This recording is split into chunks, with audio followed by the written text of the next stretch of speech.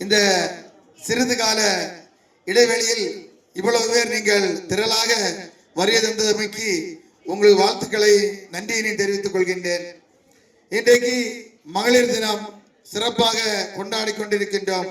கன்னியாகுமரி மேற்கு மாவட்ட கழகத்தின் சார்பிலே உங்களுக்கெல்லாம் தெரியும், தமிழகத்திலே ஆட்சி செய்த அனைத்து இந்திய அண்ணா திராவிட முன்னேற்ற கழகத்தின் எங்களுடைய பொதுச் செயலாளர் புரட்சி தலைவி அம்மா அவர்கள்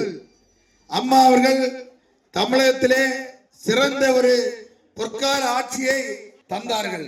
இது புரட்சி தலைவி அம்மா அவர்கள் இன்னும் சிறப்பு சொல்ல வேண்டும் என்று சொன்னால் மகளிருக்காக எண்ணற்ற திட்டங்களை தந்தது இது புரட்சி தலைவி அம்மா அவர்கள். இது புரட்சி தலைவி அம்மா அவர்கள் மகளிருக்கு என்னென்ன செய்ய வேண்டும் என்று சிந்தித்து எண்ணற்ற திட்டங்களை தந்தார்கள். மகளிர் பட்ட படிப்பை படித்தார்கள். மகளிர் அனைவரும் படிக்க வேண்டும், கல்வியிலே சிறந்து விளங்க வேண்டும் என்ற உன்னத நோக்கத்தோடு இது புரட்சி தலைவி அம்மா அவர்கள் படிக்கின்ற 10ஆம் கிளாஸ் வரை படித்த மகளிருக்கு 25,000 ரூபாயும் 4 கிராம் தங்கம் கொடுத்தார்கள். அதுபோன்று பட்டப்படிப்பு படித்த மகளிருக்கு 8 கிராம் தங்கம் 50,000 ரூபாய் கொடுத்தார்கள். ஏனென்று சொன்னால் மகளிர் வீட்டிலிருந்து வெளியே வர வேண்டும், அவர்கள் கல்வி கற்க வேண்டும், மகளிர் அனைத்து நிலைகளிலும் முன்னுக்கு வர வேண்டும் என்ற உன்னத திட்டம். கந்து வட்டி கொடுமை தமிழகத்திலே இருந்தது. அந்த கந்து வட்டி கொடுமையை ஒழிக்க வேண்டும் என்பதற்காக மகளிர் அனைவரும் தங்களுக்கு அவர்கள் கடனாளி ஆகக்கூடாது, அவருடைய பணம் அவர்கள் கையில் இருக்க வேண்டும் என்பதற்காக மகளிர் சுய உதவி குழுக்களை கொண்டு வந்தார்கள். அது மட்டுமல்ல, அவர்களுக்கு எண்ணற்ற திட்டங்களை கொடுத்தார்கள். அவர்கள் சுய உதவி குழு வாயிலாக பல தொழில்களை செய்யக்கூடிய ஒரு நிலையை இதை புரட்சி தலைவி அம்மா அவர்கள் உருவாக்கினார்கள். அது மட்டுமல்ல, கர்ப்பிணி தாய்மார்களுக்கு 4,000 ரூபாய் மதிப்புள்ள அம்மா தாய் சேய் நல ஊட்டச்சத்து பெட்டகம் அப்படின்னு கொடுத்தாங்க. எண்ணற்ற திட்டங்கள். அதுபோன்று மகளிர் அனைவரும் வேலைகளுக்கு செல்கின்ற மகளிருக்கு இருசக்கர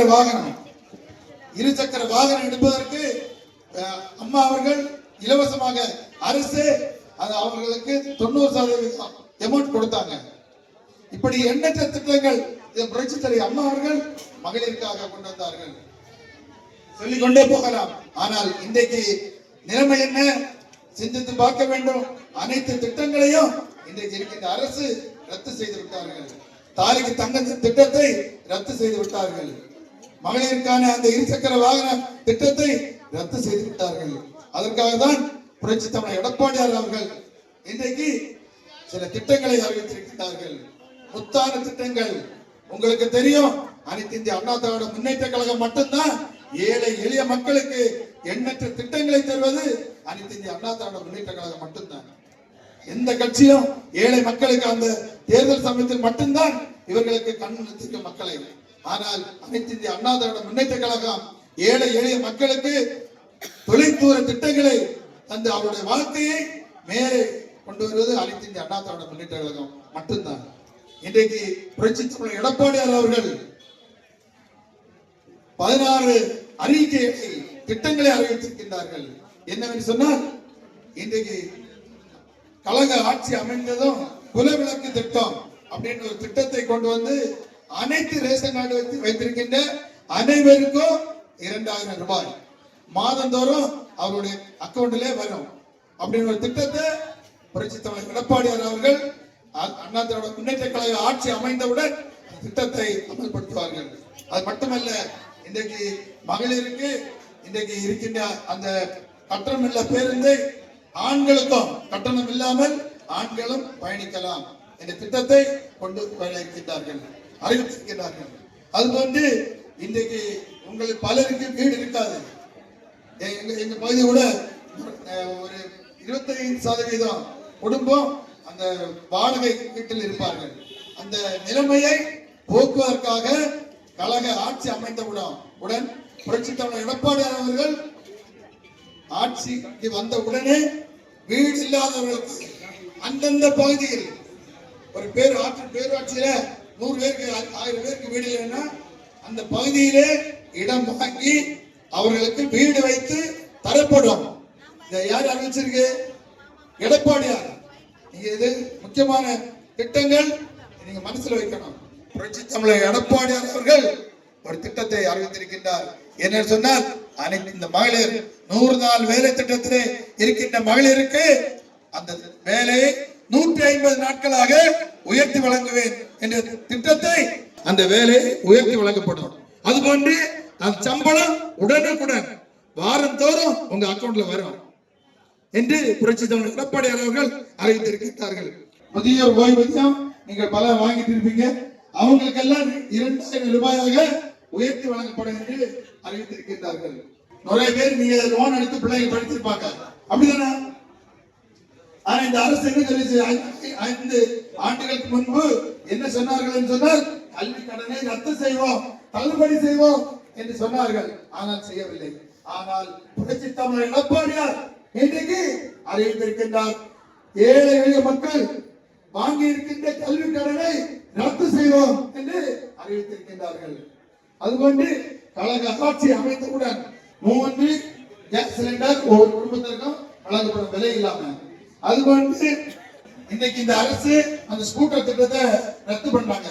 ஆனா புரட்சி தமிழர் எடப்பாடியார் கழக ஆட்சி அமைந்தவுடன் 25,000 ரூபாய் மகளிருக்கு மானியம் தந்து ஸ்கூட்டர் தருவார்கள். நீங்க ஒரு வீட்டுக்கு நம்ம இது அந்த பில்லு கட்டணும், என்னது சொத்து வரி எவ்வளவு கட்டணும்? 100 ரூபாய், 200 ரூபாய், 500 ரூபாய் வரும். 200 ரூபாய் ஒரு ஆளு வீட்டு வரி கட்டிட்டு இருந்தவங்க இன்னைக்கு 1000 ரூபாய், 1500 ரூபாய் இந்த அரசு உயர்த்தி இருக்கு. அது ஒன்றுதான் மின்சார கட்டணம். கழக ஆட்சியிலே மின் கட்டணம் யாருமே கட்ட வேண்டியது இல்ல, 100 யூனிட் ஃப்ரீ. அந்த 100 யூனிட்டுக்கு கீழே தான் 90% மக்களுக்கு வரி இருக்கும். ஆனால் இந்த அரசு என்ன சொல்லிச்சு?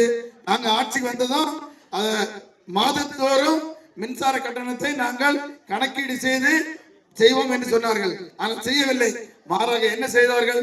மின் கட்டணத்தை உயர்த்தினார்கள்.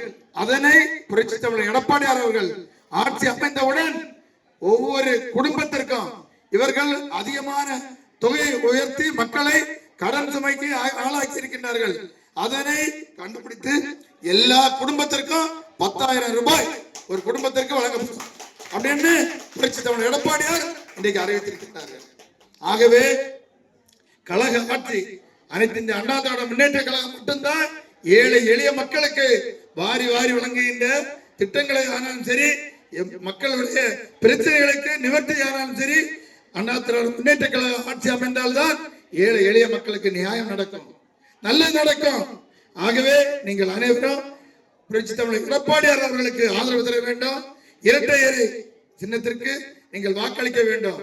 புரட்சி தமிழர் எடப்பாடியார் அவர்கள் யாரை வேட்பாளராக நிறுத்தினாலும் நீங்கள் ஆதரிக்க வேண்டும்.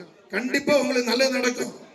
ஆனா இன்றைக்கு இங்க இருக்கின்ற எம்எல்ஏ யாருக்கும் தெரியாது, அமைச்சரே யாருக்குமே தெரியாது.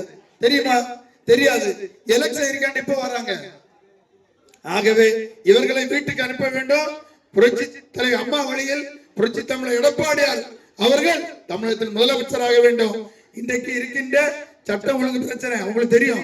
மகளிருக்கு ரோட்ல போக முடியாது, ராத்திரி அப்படி காலையை பூச்சிட்டு ஓடுவாங்க. அது போன்றுதான் இன்றைக்கு கஞ்சா அபின் படிக்கின்ற பிள்ளைங்க எல்லாமே ஸ்கூலு அவங்க அந்த பேக்கை பார்த்தா உங்களுக்கு கஞ்சா இருக்கு, போதை பொருள் இருக்கு. இன்றைக்கு எப்போதும் 24 மணி நேரமும் இன்றைக்கு மது கிடைக்குது. இந்த சூழ்நிலை மாற வேண்டும். புரட்சி தமிழர் எடப்பாடியார் ஆட்சி தமிழகத்திலே மலர வேண்டும். ஆகவே நீங்கள் அனைவரும் நீங்கள் ஆதரவு தர வேண்டும் என்று கேட்டு வாய்ப்புக்கு நன்றி கூறி அமர்கின்றேன். நன்றி, வணக்கம்.